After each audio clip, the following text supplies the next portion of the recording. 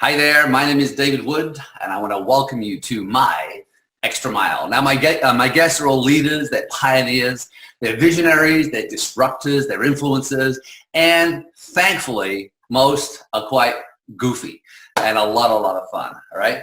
They have little time for the rules. They have little time for the way things have always been done, the status quo, because they see the world differently. These individuals are driven by challenge. They're driven by purpose. They're driven by a servant heart, contribution, and service. And they all have this thing in common. They all go the extra mile.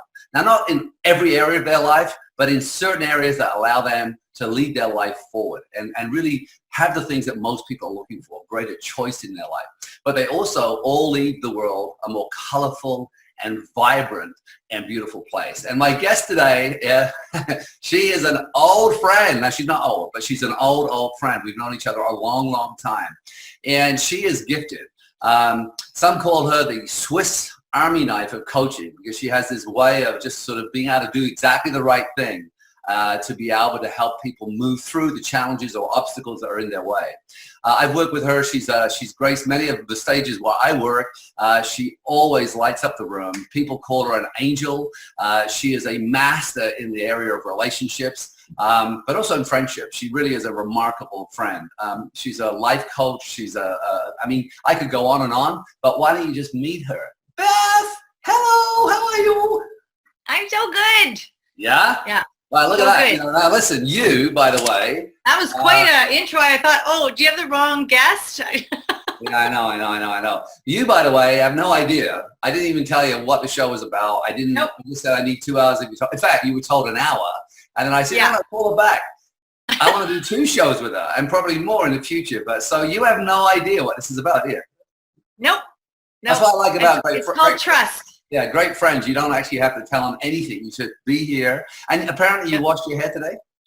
I did. Yeah, just for you. You look beautiful. Well, and for anyone who might watch this. Yeah, okay. You know, because it's kind of a crazy time where there's a lot of no hair washing, no hair doing. There's, you know, we're all I'm alone in my house. And again, by the way, I just want to preface this for the people watching. This is being recorded during the time of the coronavirus, but I want this to be timeless. So even if we do focus some time on this, we want you to be able to take the conversation and relate it back to what's happening today in your life, whether this is a year from now and you're going through a divorce or you're going through a loss or you're going through something. So whether we mention the coronavirus, I do not want to be stuck in a moment in history where these shows are really focused there, but it just may come up. And the other thing I want to say is the sound quality. We're using Zoom. It's not the greatest sound quality. So if you're listening to this through a podcast and you're thinking the sound isn't fabulous, you know what? Just suck it up. Okay. Yeah, don't worry about it. It's just Zoom and just listen to the content. The content is really why I want you to focus, not on how pretty everything is or how great it sounds. So with that being said, Beth, I was wondering where to start, and I think we should. Why don't you start with how we met?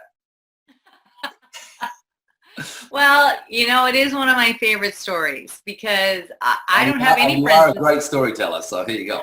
I don't have any friends who I met quite like you and I met. Now, do you want to tell the story, or do you want me to tell the story? And then I'll set it up.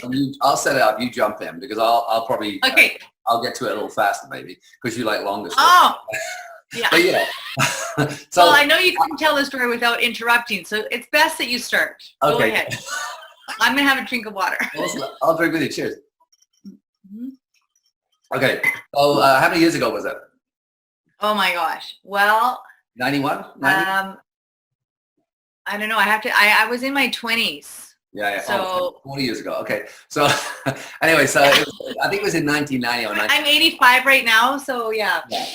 So it's quite a lot of years ago. And I was broker than broke. I had no money, but I was kind of like, you know, I'd been working as a dishwasher earning $4 an hour. And I got involved in a network marketing company and I absolutely failed. And then I got involved with another one where they had this 2.5-day program, which just changed my world. It changed how I thought, changed how I showed up. Didn't change my finances yet, but it changed definitely what I was doing in the world and where I was heading. So I was traveling across Canada to teach this particular program.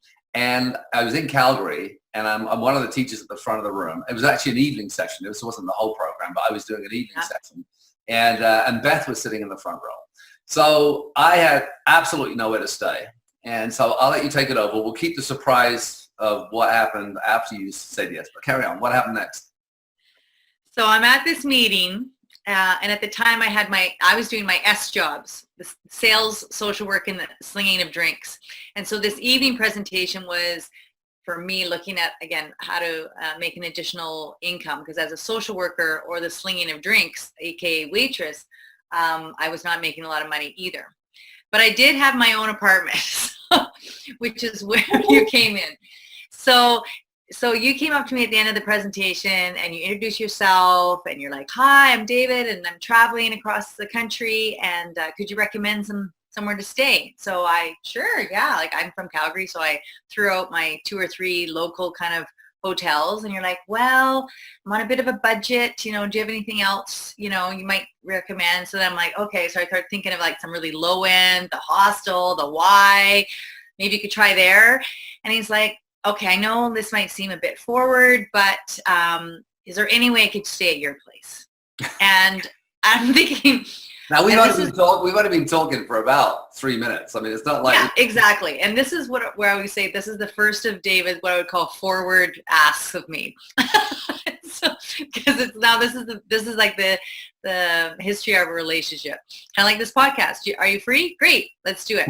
So you asked me, and I honestly looked at you and I thought I just couldn't think of a good reason to say no. You didn't look like a pathological murderer or weirdo. I thought, well, I guess so. And I thought, and I said, well, I only have a 1-bedroom apartment. And you're like, no problem. I'll sleep on the floor. If I just need a roof over my head. And I found myself agreeing.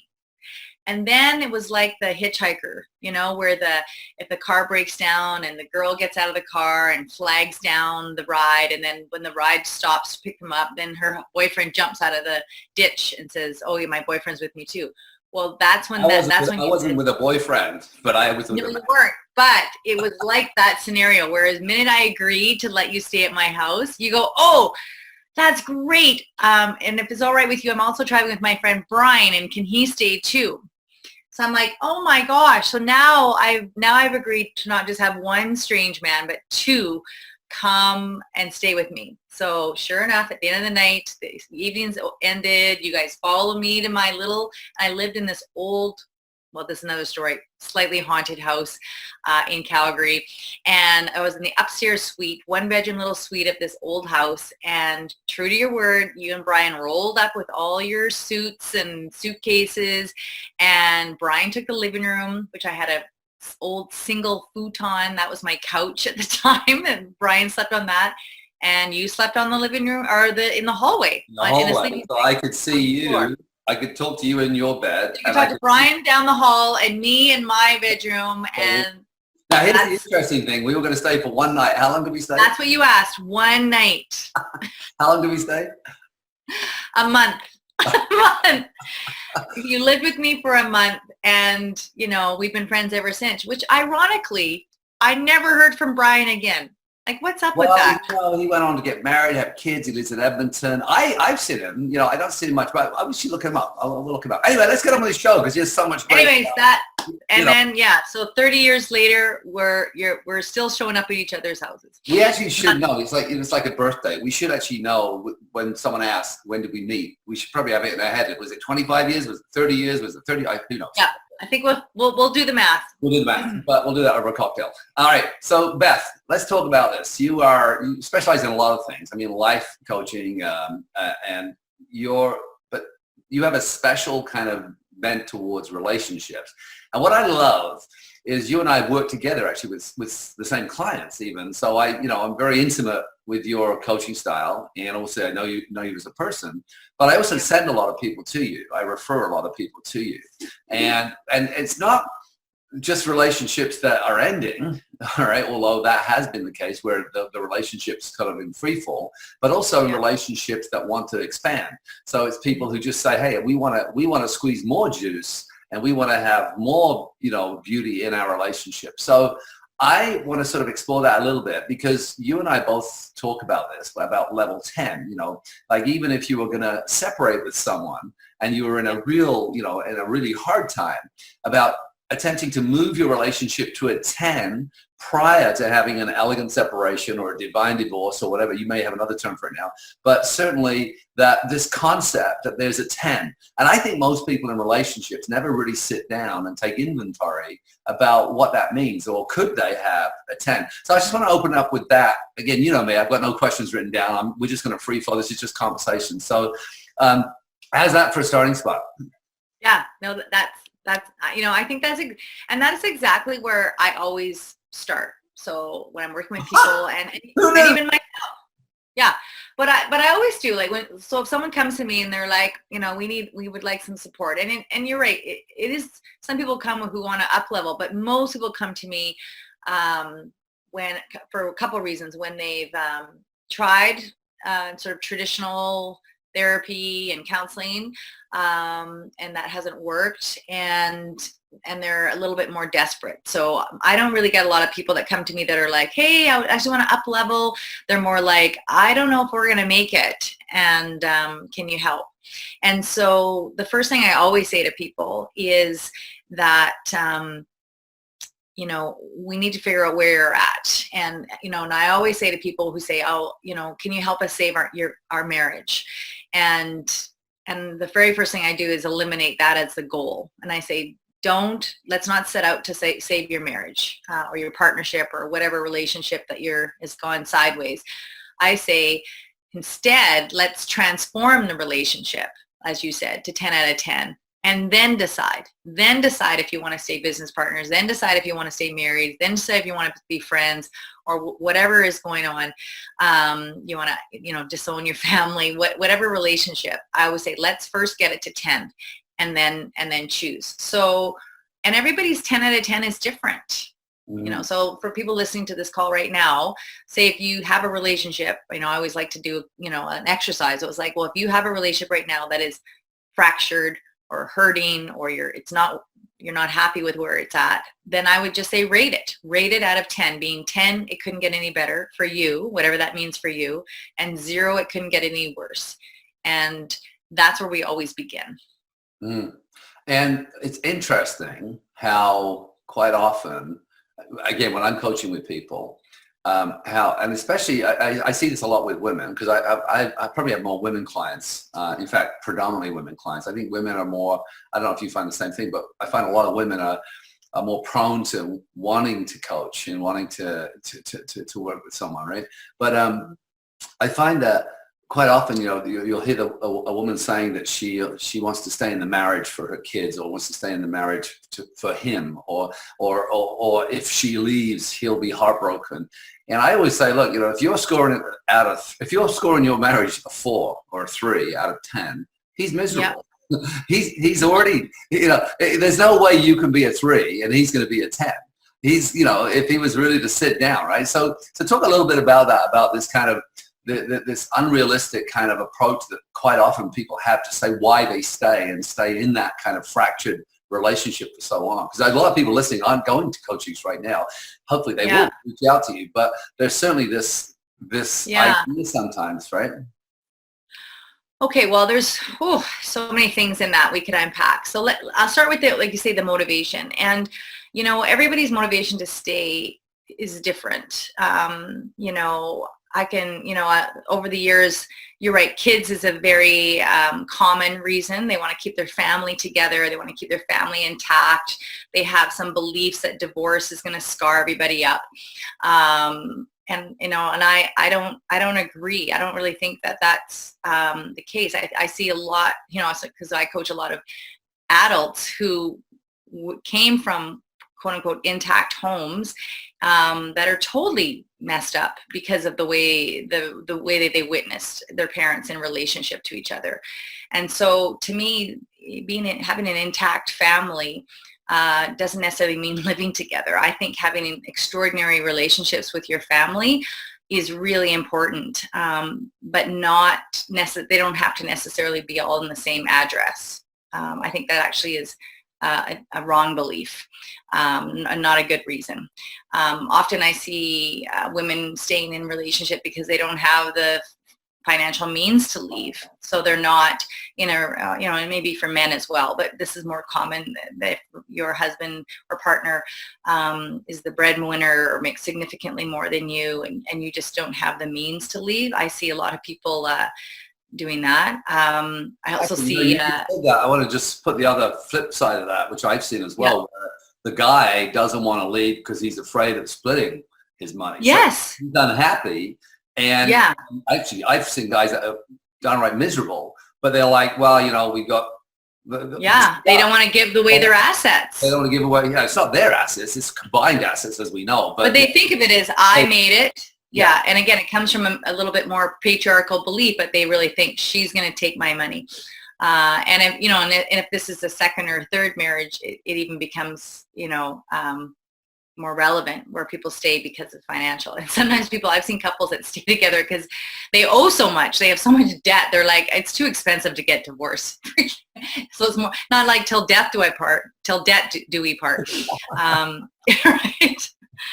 Anyways, there's lots of reasons, but and that's why I come back to this idea of, well, let's transform the relationship and then decide if you want to stay together, because people who divorce well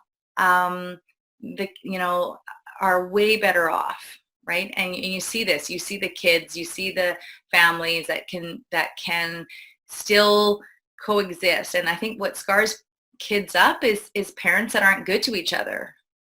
Bottom line. And if you're not good to each other, living in the same house, or you're not good to each other because you had the War of the Roses kind of divorce, that is hard on kids. 100%. It's amazing.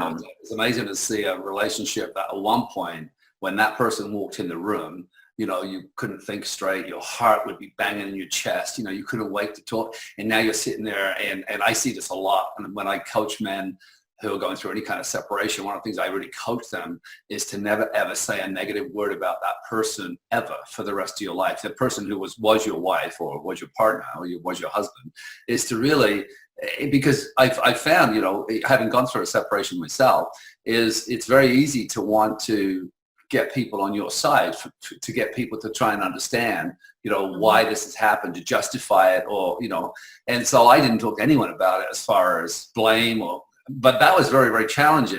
And for years, since, my wife, my ex-wife very, very well. And it's, that, our relationship is just like brother and sister now, but it's still, I still feel like we are a close family. But but the discipline of never wanting to if you're sitting with a coach, like with you privately, you want to get something off your chest.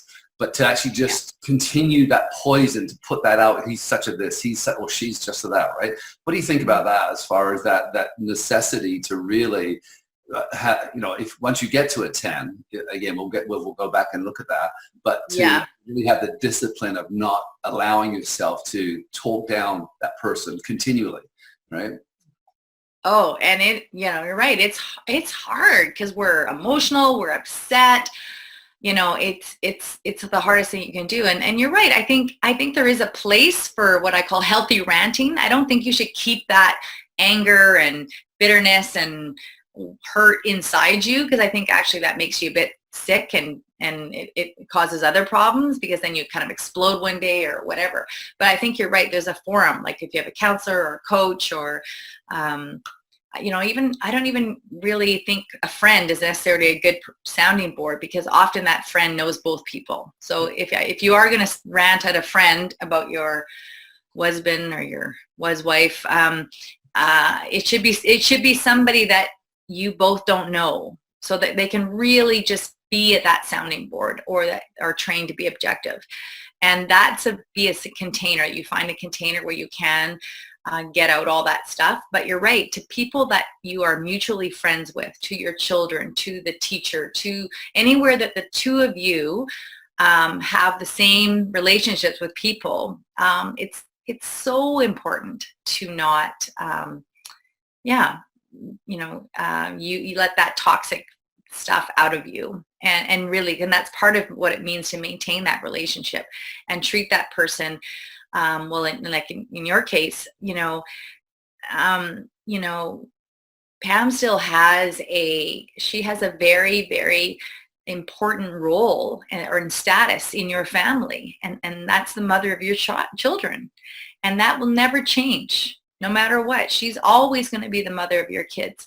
And I think to honor that as her sort of title is really beautiful. And there's, and again, I don't think that if you can't honor the title, that that's the parent of your child, that's when kids get scarred up. Yeah. Let's go back, because people listening, let's focus this show on the getting to a 10, because whoever's listening right now, they're probably in a relationship or want to be.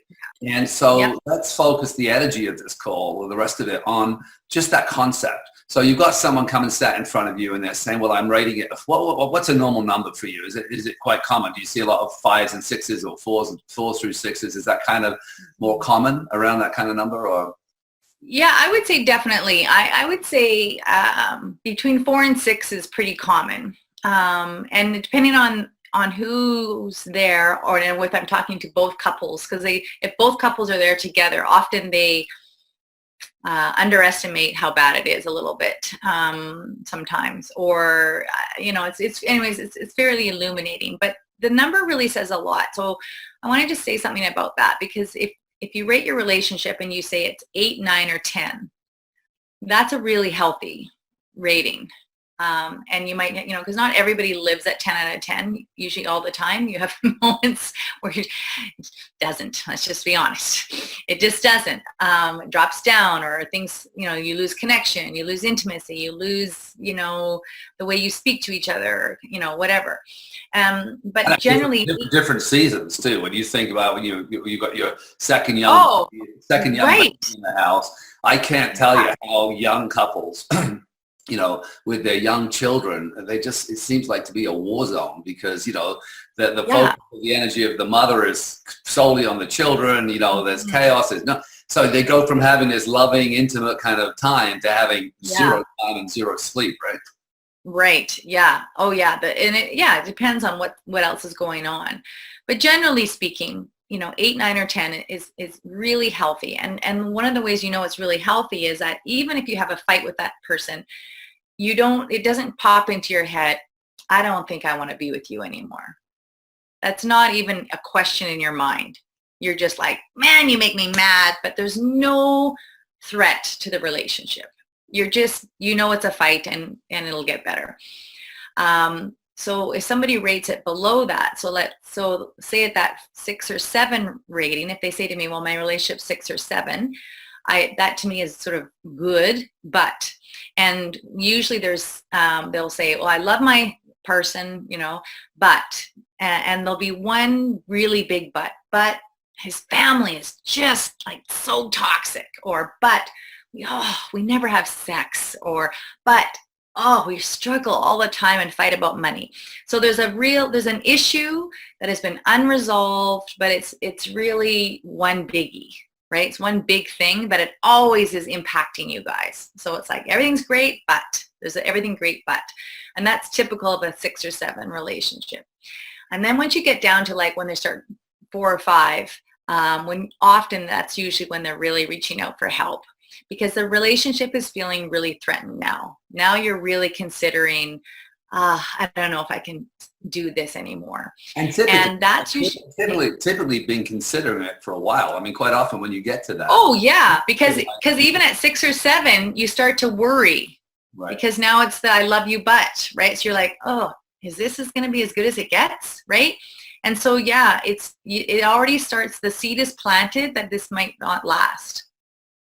But by 4 or 5, usually there's multiple problems in that relationship. So it's not just one thing, and that definitely is a relationship that has been neglected for a long time. So there's a lot of what I like to say, there's a lot of pathology, like cancer is in there, it's spreading to other organs, there's a lot of multiple things that are going on, and it's it's not an easy fix. It's not that you can't restore that relationship, but that one is it's going to take a lot more work. And then below that, once you get into the 3 and 2 and 1 category, that's probably obviously you think, well, obviously that's the most dangerous, but it typically is when people have given up. Apathy. And they're not even mad anymore. Yeah. They're just done. So that's usually if one or both of the people are rating that relationship at like 2, they don't even care. It's almost unresuscitatable at that point, because you can't even bother to get mad anymore. You don't even, like, you've even lost the passion to be pissed off. Yeah. And that's when typically they're staying in that relationship for one of the reasons we spoke about as well, right? Mm-hmm. You know, but you're talking about necessity. That apathetic stage where it's probably the most dangerous in a relationship in many ways, right? Yeah, when you don't even care. Yeah. So if someone's listening in right now, and you know they're in a situation where they're rating out of their relationship a 4 to a 6, let's say, so they're in that situation, and their partner, whether it's a man or a woman, or you know, regardless of the sex, is not really willing to come or not open at this moment, because one of them's listening to us right now, and they have this realization, oh my gosh, I'm a 5. And they're quite often, I see the immediate response is, well, if he was to come too. What would you say to someone they're listening to this, they really are committed, but they know that at this moment in time, their partner for some reason just isn't open at this point. And maybe it's because they've spent the last 3 or 4 years getting here, and that person's hurt, or, you know, or shielded, or whatever it is. What would you say to that person first? Can they start doing this work now, regardless of where their partner's at? Yeah. Well, yes. Short answer is yes. Yes, you can. And I would still say invite them into the work, even though, but there's a different way. Like often, you know, I can just use myself as an example. You know, when I was in not great, you know, stage with my husband, you know, I wouldn't ask, you know, I would demand, or I would beg, or I would bitch, or I would complain, or I would tell him that, you know, he has to change, or, sometimes, you know, there, right? Sometimes emotionally ask. Right. Yes. Very emotionally. Yes. Hysterically, you know, in a sort of not great, inspiring way. So, you know, typically that's, you know, we don't ask our partners to partake in working on our relationship. We ask from a place of, you know, like I said, bitterness or hurt or resentment, and it tends to not be a great invitation. So the first thing I would say is, can you make a better invitation and put something on the table that you both care about? So let's say it's the kids. You're saying, listen, obviously this isn't really working. If you could, I would invite your partner to rate the relationship as well. It might surprise you what number they give it. And at least begin there, and whatever number they give, let's say you're a 4 and they're a 5.5, and just say, listen, I would love to make our relationship better and then you insert whatever is the common thing you both care about. So like, let's make it better for the kids, or let's make it better so even if we're not going to stay together, our divorce is less expensive. So maybe you both care about money, because believe me, if you want to do a, you know, down and drag out a legal battle, that's expensive. And, you know, not having to do that is pretty motivating to some people. So find something you both care about and say, listen, if we split up, let's not scar up the kids, or let's not get the most expensive divorce of all time. And what if we just tried to do something differently? And that, you know, that's where I begin. And, you know, whatever timeline you can get from your partner is great. But what I say, if you can, in the asking phase, you know, is just try to do things differently for 30 days. And then just see, and just as an experiment, say, let's be whatever, kind, nicer, use whatever tools, whatever formula you want. But, you know, just say, what if we were just changed how we showed up with each other for 30 days? And then we're going to come back in 30 days and just talk about what happened. Now, even if your partner says, no, I'm not interested, you can still do that. You can still show up different for 30 days, because it's pretty much guaranteed that your partner will respond to you showing up differently. You know, but I will say it'll be the hardest work you do, because we are conditioned to, get rewarded. That we want everything to be reciprocal. Okay, well, which again, that's why some relationships really fail, is because we're so busy scorekeeping. You're like, well, I did 3 nice things for you, and you only did 2 for me, and I gave you this, and you didn't give me that, and we scorekeep. And so if you really want to see if your relationship is transformational, that's not even a word, but I just made that up. Transformational.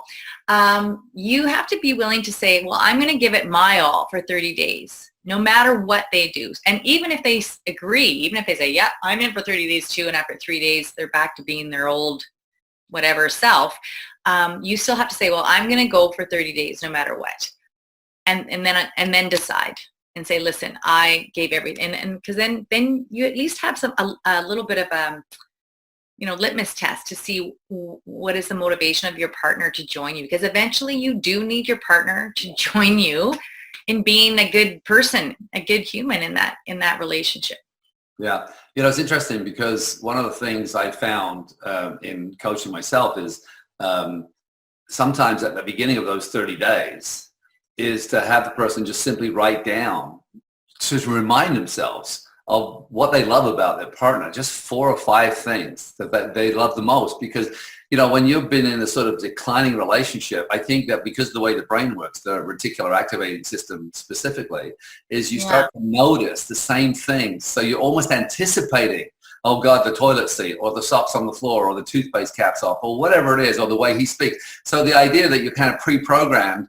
And so that's why that works so hard. But, so I like to actually give a little bit of focus on reminding, that person to tell me, what do you really love about this person? Oh my God, he's such a great dad. So I said, well, great, start there. Just start to notice every time he's been around the kids, start to notice that instead of start to bring your attention to it. Do you do anything like that? Or do you understand that? Sort of I think that, that's a great exercise. And again, coming back to the rating out of 10. So let's say you gave your relationship 5 out of 10. There's 5 out of 10 that's missing, but there's 5 out of 10 that's there. And that's exactly what you're talking about is to grow what's good and then close the gap on what's not, right? Yeah. So I think it's a phenomenal strategy.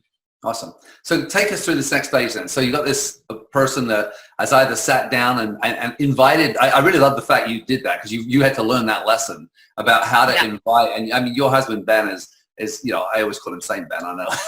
but he's just a great human being. But I mean, I've obviously, knowing each other so well, we've seen each other through the peaks and valleys of relationships. And, and the reason I think you're such a great coach is because you haven't had it plain sailing. It's not like you got into a marriage and it was just plain sailing, right? But when there's been many tropical storms. Yes. But the idea though is what comes next now. So that someone's starting the work and hopefully again, we can talk about, and we may actually have another show. If questions come up from this show that they want us to dive into specifically around an elegant separation. But what I really love, the idea is that now someone's consciously aware, they've looked at their number, hopefully they've sat down with their partner and they've started a 30-day strategy of just doing things differently. Now, what's been your experience? What's going to happen during those 30 days and what comes next? Oh my gosh. Well, here's where you can, you have lots of choices. So I'll say that. But here's a really simple exercise that you could do with your partner. And even if they're not willing, it would be very hard for them not to respond to this question. And you can sit with them and go, okay, I really want things to get better. I really want to be a better partner for you. And so you first come with your intention. And so you say, so in order for me to do that, I would love to know 2 things from you. And you ask them this: what do I do that pushes you away? And then you say, and what do I do that pulls you closer? Because it's really about thinking about, because really relationships fall apart when there's the connection is broken, and there's lots of ways that connections get broken. We always think about it's the big things, the big fights or the sex or the kids or the stress of money or whatever, but it's actually these little things that we do every day that either pull you closer to your partner or push you away. So I love those questions, and it might surprise you. I've asked my husband these questions, and I've known him like long time. How long have you been married? Well, we got married. We met in 1996, and we got married in 99. So that's 20 some years.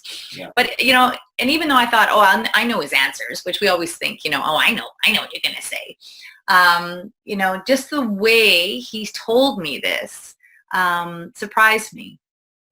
These little things that I was like, oh, like that really, and I just realized, how, for example, how much complaining, if I complain, which of course I never do, but if I complain. Luckily he didn't meet you when I met you. During these social, through the essence. I may have been a little more complaining then. Oh my God.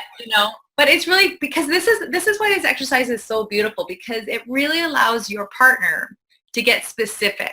Yeah. So I'll give you an example, and hopefully my husband doesn't mind. I usually have this sort of blanket disclosure statement that because I've spoken about my relationship many times on the stage and in coaching. So I have his permission to talk, but I don't know if I have his permission to talk, about every little nuance. But hopefully my permission slip still works for this. But so one of the things that sometimes my husband and I will fight about is the fact that he doesn't prioritize the things that I think need to be done around our house. So if we make a little list, let's say we both make a list. We're like, hey, let's get some stuff done. And I go, oh yeah, I'd love the fence fixed, or the garden this, or I have this little list of all the chores that I think, could be done. And he's like, okay, well, I really want to have these things done, right? But inevitably, he'll always pick, his favorite things, which is to be in the garden outside. He could spend 8 hours just making the perfect garden boxes, right? And the fence that was supposed to be put up, which has been now like 6 years in the making, is still not done. And so I will get a little bitchy about that. I'm like, listen, that fence is driving me crazy, right? Like, what can that thing get up? So one of the things he shared when I asked him this, what pushes you away? He's like, rather than you criticize the fact that I've spent all that time out in the garden, he says, that's what pushes him away. But if I was going to say, well, it pulls me closer, he goes, if you ask me what I did, what did I accomplish out there? And allows him to feel proud of what he's doing, which then gives him, he's in this space that my wife is proud of all this work that I did. And even though it's not my to-do list, he feels good, which then inspires him to come to me and say, hey, okay, I'm going to give some energy to your side of the list next weekend. And so that, again, it's such an easy question, but it's, I think. What do I do that pushes you away? What do I do that pulls you closer? I think it's, you can almost, if you walked away from this particular show with just that as a discipline, I think it would remarkably, I think I could see it moving a needle very, very quickly, because, and that's why I wrote it down, because I just think I love simple solutions that people can remember. And also there's a part of this that takes responsibility. What do I do that pushes you away?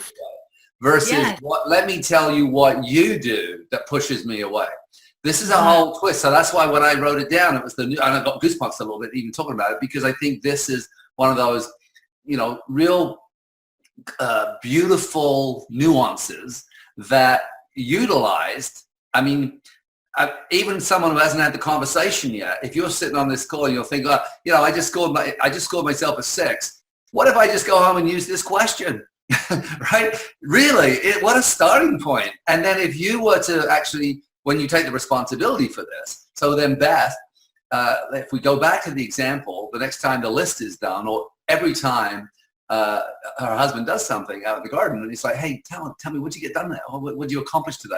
And he starts to talk about these things. I can just see, because there is this feel, like you say, and we'll talk about men and women in the next show, because I know I didn't want to start there because I think it was low-hanging fruit for us, because we talk about it a lot. But yeah, that feeling that, you know, especially for a guy, oh, I call it the Tarzan. right. It's pride. Pride, right? Because you want, it's like, you know, we're not hunter-gatherers anymore, but if he's gone out there and picked tomatoes or, you know, or cleaned out the chicken coop, which you have chickens still, I think. Yeah. But anyway, so yes, so going back then to the original question, this is brilliant. I really love it. And again, we could stay here. And maybe we should give another example. What was an example that you gave to him? So let's switch that one around. What is it that pushes you away from him, and what pulls you to him? Right. Prioritize the list. I know. Yeah. Let me get it out. No. Yeah. Well, and here's, I want to say, I will share that in a second, but I really want to say this because you're right. If you come to your partner or friend or whoever you're trying to make the relationship better with, your mother, it doesn't matter, your kids even, the question comes from this place of what can I do better for you? It is impossible for even someone who's been mad at you for 10 years to not be touched. Like it's a heart opening kind of question, which will likely invite them to say, well, what do I do? Right? It invites them to take responsibility as well, without you saying, why don't you do this for me anymore? You know? So one of the things that I said was on my list of what pushes me away is when that my husband's not present. You know, we live in this age, you know, of course, technology is a big part of our lives now. And I find our whole family can just get so distracted by our cell phones and our computer and our laptops and the TV. Like there's all these screens, right? And so if I'm talking to, my husband in this case, you know, in fact, we just literally a couple of days ago, this just came up where we were having a conversation and he's literally reading something on his laptop at the same time I'm talking. And then I get, you know, then I'm get pissed off about that. I'm like, really? It feels so disrespectful. So that was one of my shares. I said, you know, it pushes me away when you don't give me your, undivided attention if we're having a conversation. What pulls me closer is if you're just present. When you're present and when we're having a conversation and I feel like, oh, then I feel like I matter versus I'm just going to half listen to you. And it's such a tiny thing. But again, these are the things that really either can erode or build your relationship really quickly. Yeah, really brilliant. You know, I still haven't figured out, because it's so early in these series, whether 45 minutes is too short. I feel like we're in the middle of a conversation, but because we're going to do another show, we're actually really close to the 45 minutes. Okay. I'm going to extend it to an hour in future shows, but I want to just see, I think 45 minutes people have time to listen. And because I'm going to attempt to do 2 shows with each person, it gives them really an hour and a half versus an hour. So in my world, and so any feedback you have on that, I'm always open to that. But I think it's quite a kind of a good time, isn't it? You've got 45 minutes. So with that being said, what's a takeaway from what we've talked about right now? I love this as a major takeaway, but what's a practice that we could give them? I'd love to give a little challenge at the end of each show, and we'll be recording our second show right away. So, you know, I'm not going to get you to go get changed. Yeah, change. Should I put on a different? Yeah. So let's just talk about a challenge that we could take from from what we've discussed so far. And I know we've just scratched a tiny surface. That's why I think we'll end up doing quite a few shows together, because this is the big in all around the world, wherever I work, relationship stuff is always being asked for. You know, more relationship stuff, more understanding, because, you know, it's like raising kids. You know, we don't get a book about having a relationship. There's no guide typically that we're given. And so, you know, and so many relationships are dysfunctional on many levels. So some of the things that we get to witness aren't great examples of great relationships. So talk to what's a takeaway you'd like people to walk away from this particular show with? Well, I guess I would, you know, it's really just what we talked about. So the very first thing I would say is pick a person that you really want to transform your relationship with, whether they partake or not. Rate it. Have that conversation where you ask them those 2 questions. And whatever they tell you, practice that for 30 days. Yeah. Just you know, give them what they're looking for. You know, there's lots of different ways. You know, you can, and it's amazing is if you just start to do the things that pull them closer to you, it will invite more conversations of more ways that you can do this. And, you know, like I said, we can get into that in another show about all the love languages or the relationship formula or different, very more specific tools you can do. But I would start with, what does your person need from you? And then go from there. Awesome. Beth, you know, the show's called My Extra Mile, you know, and this to me is a great example of going the extra mile, is, you know, taking on this simple concept and taking that responsibility, you know, but being intentional. You know, people who go the extra mile are very intentional in every area of their life and looking for these simple things we can do to amplify them, to move that needle.